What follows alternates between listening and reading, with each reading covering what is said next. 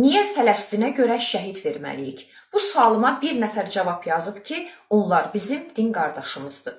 Nə gözəl, din qardaşınızdır. Buyurun siz gedin Fələstinə.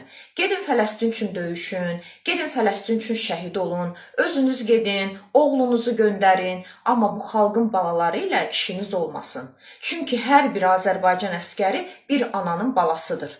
Nəyə görə? Başqa bir dövlət üçün, başqa bir xalq üçün biz öz oğlumuzu şəhid verməliyik. Nə üçün? Xoşbəxtlikdən müdrik bir prezidentimiz var.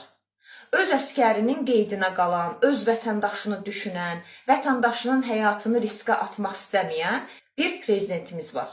Əskərini yad ellərdə itirmək istəməyən bir ali baş komandanımız var. Xoşbəxtlikdən.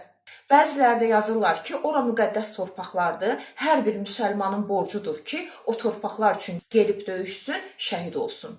Mənim üçün bu dünyada yer kürəsində ən müqəddəs torpaq Azərbaycan torpağıdır. Kim belə düşünürsə, onu tutub saxlayan yoxdur. Müxtəlif yollarla Fələstinə gedə bilərsiniz, gedib orada döyüşə bilərsiniz, istəyirsiniz şəhid də düşün. Buyurun. Amma bu dövlət öz əskərinin başından keçməyib. Kimilərinsə kənardan baxıb, afərin Azərbaycana demələri üçün biz əskərimizin başından keçə bilmərik. Fələstinin hər tərəfi ərəb dövlətidir, ərəb xalqlarıdır. Dəstək olsunlar da. Dubaydakı şeyxlər az qala unitazlarını qızıldan etdirirlər. Nə bilim, evində şir saxlayırlar, pələng saxlayırlar, bilmirlər pullarını nəyə xərcləsinlər. Maddi dəstək olsunlar Fələstinə, silah dəstəyi olsunlar da. Amma biz bir Azərbaycan övladını, Azərbaycan əskərini Fələstinə ora-bura göndərib şəhid edə bilmərik.